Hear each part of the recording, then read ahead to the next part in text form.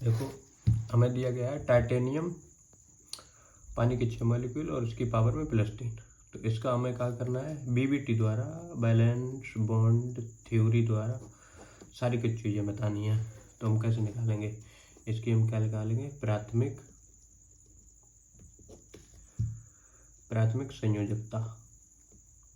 प्राथमिक संयोजकता हमारी किसके बराबर होती है, ऑक्सीकरण संख्या के द्वारा।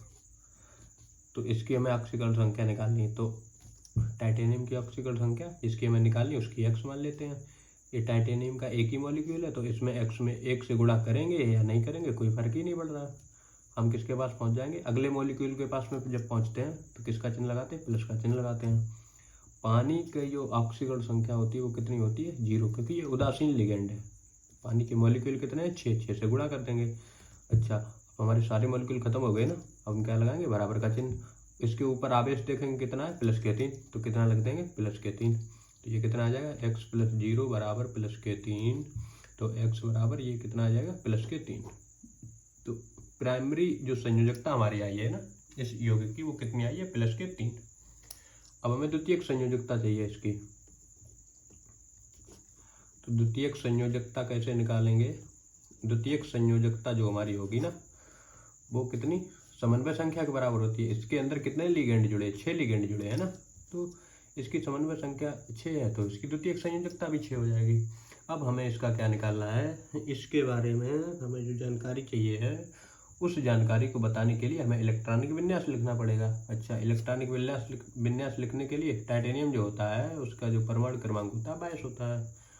तो इसका हमें इलेक्ट्रॉनिक विन्यास लिखना है। तो इलेक्ट्रॉनिक विन्यास कैसे लिखते हैं, 2 बार S और 2 बार PS और फिर 2 बार DPS। तो हमारा एक ही बार D लिख के देख रहे हैं, तो एक बार S, दूसरी S, ये तीसरी S, ये चौथी S, ये दूसरी P, ये तीसरी P और ये तीसरी D। ठीक है, S कक्षा में 2 इलेक्ट्रॉन, S कक्षा में 2 इलेक्ट्रॉन, P कक्षा में 6 इलेक्ट्रॉन, S कक्षा में 2 इलेक्ट्रॉन, P कक्षा में 6 इलेक्ट्रॉन, S कक्षा में 2 इलेक्ट्रॉन, और बाकी ये हमारे 20 हो गए, बचे कितने, 2। तो इसके अंदर 2 आ जाएंगे। ये हमने इलेक्ट्रॉनिक विन्यास लिख लिया सिर्फ टाइटेनियम का। जबकि हमें इलेक्ट्रॉनिक विन्यास किसका चाहिए, टाइटेनियम +3 का, क्योंकि ऑक्सीकरण संख्या कितनी है, +3। अगर ये ऑक्सीकरण संख्या +3 है, इसका क्या मतलब है कि टाइटेनियम ने अपने अंदर से 3 इलेक्ट्रॉन त्याग दिए हैं। तो इसके अंदर से 3 इलेक्ट्रॉन निकाल दो। तो +3 की जब ऑक्सीकरण संख्या लिखेंगे ना, तो इलेक्ट्रॉन कौन से निकालते हैं, जो सबसे बाहरी कक्षक होते हैं। सबसे बाहरी कक्षक कौन सी, जिसकी संख्या सबसे बड़ी होती है।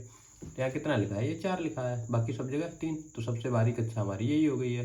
अच्छा, इसमें कितने इलेक्ट्रॉन है, 2 इलेक्ट्रॉन है। ठीक है, तो 2 इलेक्ट्रॉन ये वाले बाहर निकल जाएंगे और बाद बाकी जो 1 इलेक्ट्रॉन बचा है वो हमारा 3D में से एक बाहर निकल जाएगा।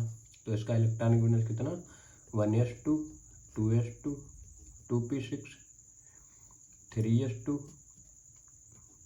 3p6,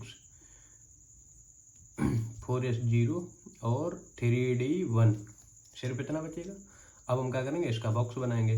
तो ये हमारी 4s कक्षा 0 हो गई, s में एक ही कक्षक होता है तो उसको एक ही बनाएंगे। अच्छा, ये d कक्षक है, 3d में कितने कक्षक होते हैं, 5 कक्षक होते हैं, तो ये 3d लगा लिए। इसके अंदर 1 इलेक्ट्रॉन है तो ये का इलेक्ट्रॉन लिख दिया। इसके बाद में हम क्या बनाए, p बनाएंगे। p में कौन सी p, 4p, क्योंकि चौथी यस आ गई है तो चौथी p भी होगी इसके बाद में। ठीक है, अच्छा हमें क्या चाहिए, ये युग्मन करेगा कि नहीं करेगा, एक ही इलेक्ट्रॉन है तो उसका किसके साथ युग्मन है, किसी के साथ युग्मन ही नहीं होगा। तो हमें कुछ करना ही नहीं है। हमारे पास डी कक्षाएं की 2 कक्षक खाली पड़े हैं ना, तो हमारा जो संकरण होगा उस संकरण को कैसे बताएंगे, ये डी कक्षाओं के 2, अंदर वाली डी 3D यूज हो रही है तो उस वजह से डी की 2 कक्षाएं यूज हो रही हैं, एस की 1 कक्षा यूज हो रही है और पी की ये 3 कक्षाएं यूज हो रही हैं। तो हमारा जो संकरण हो जाएगा ना, D2sp3, D2sp3, क्योंकि पी की 3 कक्षाएं यूज हो रही है ना, D2sp3। अच्छा, इसकी संरचना पर कैसी होगी, संरचना जो इसकी होगी वो कैसी होगी, अष्टफलकीय।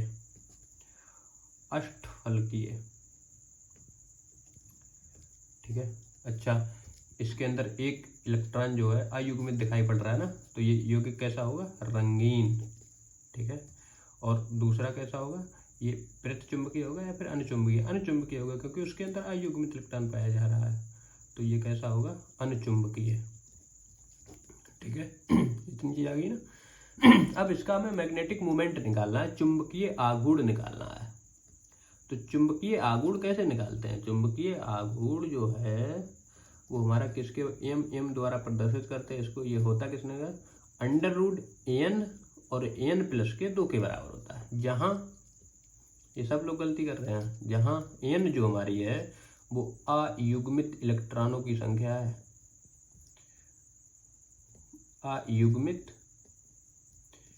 इलेक्ट्रॉनों की संख्या। ये अयुग्मित इलेक्ट्रॉनों की संख्या है, ये युग्मित इलेक्ट्रॉनों की संख्या थोड़ी ना है। ठीक है, तो ये कितनी हो जाएगी? √ अयुग्मित इलेक्ट्रॉन कितने हैं? 1, तो ये 1 प्लस के 2, तो ये कितना हो जाएगा? 1 × 3, तो ये √ कितना आएगा? 3 बोहर मैग्नेटाइट। ठीक है, समझ में आ गया ना?